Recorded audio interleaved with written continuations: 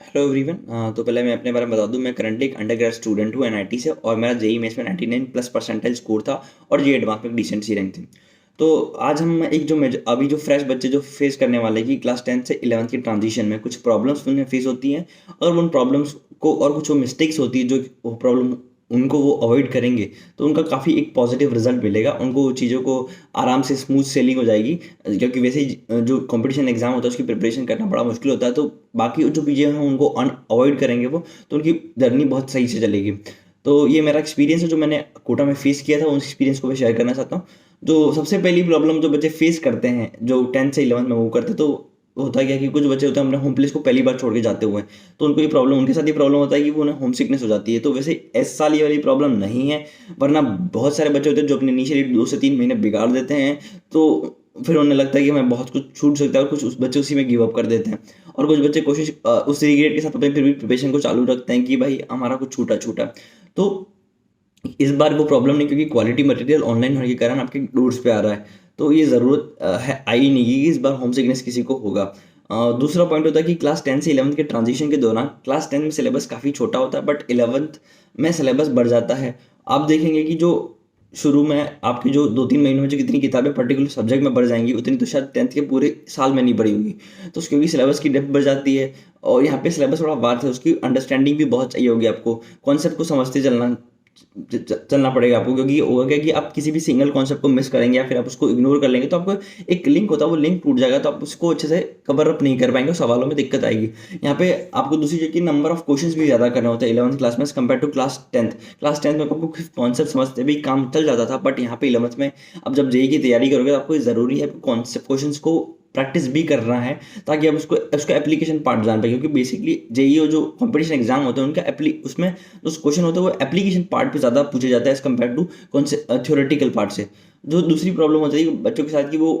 उनका procrastination nature हो जाता है कि उसके कारण क्या होगा, तो उसके बाद बैकलॉग बहुत ज़्यादा क्रिएट हो जाता है। अगर आपको जो मान लो किसी आपको जो डीबीबी और रेसेस जो मिलेंगे या फिर आपको जो होमवर्क मिल रहा है शीट्स में और या मॉड्यूल्स में, तो उसमें जो क्वेश्चन दे रहा है आपको, जैसे कि टीचर ने 10 क्वेश्चन दिया तो आप लास्ट तक पहुँचते पहुँचते कर देते कि आखिरी 10वां या 9वां सवाल बच्चे छोड़ देते हैं। अक्सर अक्सर ये बच्चे करते हैं। आपको ये चीज़ अभी रियलाइज होगी, बट जब थ्रू आउट द प्रिपरेशन आप जब 1 साल बाद देखोगे अपनी 11th करने के बाद, तो आपको पता चलेगा कि हाँ, ये कुछ पॉइंट्स हैं जो गलत कर देते हैं हम। तो आपको ये पॉइंट नहीं करना है कि आपको चीज़ों को प्रोकास्टिनेट नहीं करना, आपको चीज़ों को रेगुलर इंटरवल पे करते रहना है। जो चाहे, क्योंकि आपने जेई की प्रिपरेशन में एंटर किया तो आपको जो भी क्वेश्चन है आपको करने हैं, आप गिव अप नहीं कर सकते हो कि लास्ट सिंगल क्वेश्चन है तो छोड़ दो, क्या फर्क पड़ेगा। और जो आपको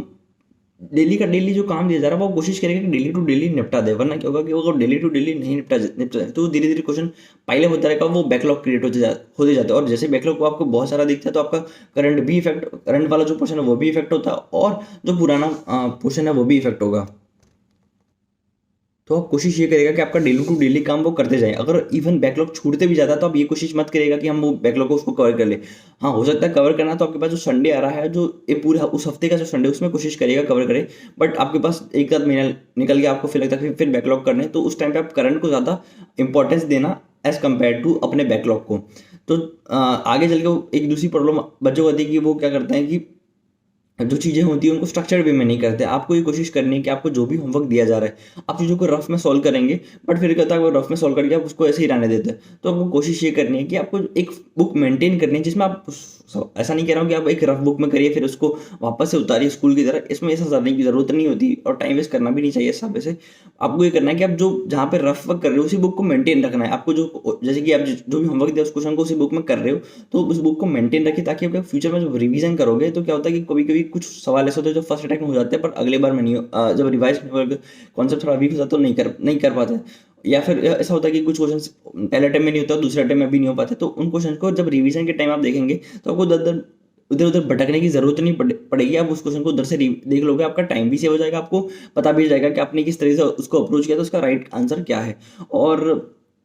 जो अगली पॉइंट है कि आप अपने डाउट्स को कभी भी कलेक्ट मत होने देने, कि जैसे कि आपको मान लो कोई डाउट आता है कॉन्सेप्ट में, तो डाउट है तो उसी कोशिश करेगा कि उसी दिन सॉल्व करे और उसके नेक्स्ट डे तक उसको डिले रखे। जैसे टीचर से बात करें, उस जो भी कॉन्सेप्ट का डाउट है उसको तुरंत रिजॉल्व कर लीजिए। साथ साथ उसके जो पास क्वेश्चंस में आपको जो होमवर्क मिला उस क्वेश्चन में डाउट आ रहा है उसको भी कोशिश करेगा कि आप पूछ लें। ऐसा ना सोचे कि चलेगा एक ही तो डाउट है क्या हो जाएगा, बट एक करके वो बहुत सारे डाउट क्रिएट हो जाते हैं और आपके कॉन्फिडेंस को लूज करते हैं। अगर आपके सारे डाउट क्लियर हैं, अपने फ्रेंड्स के साथ या तो अपने फ्रेंड्स के साथ डिस्कस कर लो या फिर अपने टीचर्स के साथ डिस्कस कर लो, तो आपको जब पता पड़ेगा कि आपके एक भी डाउट बचा नहीं, आपके सारे क्वेश्चंस के हुए, तो आपके अंदर एक कॉन्फिडेंस बूस्ट होगा और ये कॉन्फिडेंस बूस्ट होना बहुत पॉजिटिव बात होती है। और जो अगला पॉइंट है ये कि आप जो है वो अपने पेपर को एनालिसिस करिएगा। ऐसा होगा कि आप जैसे जैसे टाइम बीते जाएगा, जब आप किसी कोचिंग या फिर किसी जगह पे एनरोल्ड हो तो आपको ये पता, आप कहीं पे भी टेस्ट सीरीज में भी हो तो आपको लगेगा कि ये पेपर बहुत ज़्यादा टफ बना रहे, तो वो पेपर टफ बनते भी हैं तो आपको स्किप नहीं करना उन लोगों को। एक रीज़न ये भी हो सकता है कि पेपर टफ बना है तो भाई जो एग्जाम के प्रेशर है उसको नलीफाई करना है, क्योंकि एग्जाम में प्रेशर बहुत ज़्यादा, तो भले पेपर के लिए आपका जो कोचिंग आप जिस जहाँ पे भी एनरोल्ड हो वहाँ का पेपर भले टफ बन रहा है आपके जेई के एक्चुअल पैटर्न से, बट हो सकता है कि वो उसके बनाए हो ताकि आप वो एग्जाम के प्रेशर को कंपनसेट कर पाएं। और पेपर टफ बने वैसे भी जेई में आपका परफॉर्मेंस जो होता है वो नंबर से नहीं देखा जाता, क्योंकि जेई का ये होता है कि उसका लो स्कोरिंग होते हैं पेपर, तो नंबर से नहीं देखा जाता, आपकी जो रैंक चल रही है उससे देखा जाता है। तो आपको पेपर को स्किप नहीं करना, और उससे भी ज़्यादा इंपॉर्टेंट है कि आपको पेपर को एनालिसिस करना। पेपर देना ज़्यादा इंपॉर्टेंट होगा, पेपर एक इंपॉर्टेंट तो है ही, बट इससे ज़्यादा इंपॉर्टेंट है कि आप पेपर को एनालिसिस करिएगा। जैसे कि आपसे कुछ सवाल नहीं हुए तो आप कोशिश करिएगा उस सवाल को शॉर्ट फॉर्म में अपने किसी किताब में लिख लीजिए और उसके बाद उसका सोल्यूशन लिख लीजिए। और इस तरह का ऐसा नहीं होता कि आपने सिर्फ सोल्यूशन में देख लिया, आपको सवाल समझ में आना चाहिए। अपने फ्रेंड्स के साथ डिस्कस करिए, अपने टीचर्स के साथ डिस्कस करिए और फिर जाके उसको आपको लिखना है। बट हाँ, paper analysis is very important. अगली बात जो है कि आपको सबसे इंपॉर्टेंट ये है कि आपको अपने टीचर के साथ कांस्टेंट गाइडेंस में रहना है। ऐसा नहीं करना है कि टीचर्स के गाइडेंस नहीं ले, रेगुलर इंटरवल में टीचर के टच में रहना है, क्योंकि टीचर के अगर आप टच में रहेंगे आप, तो टीचर क्या होता है वो जानते हैं आपके अंदर क्या पॉजिटिव पॉइंट्स है क्या वीकनेस आपकी, तो आपको उन सब चीज़ों को एलिमिनेट करने में मदद करेंगे और रेगुलर इंटरवल में गाइडेंस देते रहेंगे। और मैं एक इंपॉर्टेंट पॉइंट यहाँ पे ऐड करना चाहूँगा कि एक एडवाइस की तरह आप समझ सकते हो कि आप कोशिश करिएगा, हो सकता है पॉसिबल, तो ये करिएगा कि आपका जो अगले दिन जो टॉपिक पढ़ाया जाने वाला है वो आपको जो भी मटेरियल प्रोवाइड किया गया हो, या फिर जो आपकी शीट्स हैं, या फिर जैसे फिजिक्स में HCV होगी या फिर NCERT केमिस्ट्री में NCERT होगी, तो आप कोशिश करिएगा कि आप उनसे थोड़ा एक दिन पहले थोड़ा प्रायोरिटी, एकदम ऐसा समझने की जरूरत नहीं है डीप में, बट हाँ वन टाइम एक रीडिंग लगा देंगे तो आपको काफ़ी प्रॉफिट मिलेगा क्लास में समझने में और उस कॉन्सेप्ट को लॉन्ग टर्म रिमेन करने में। तो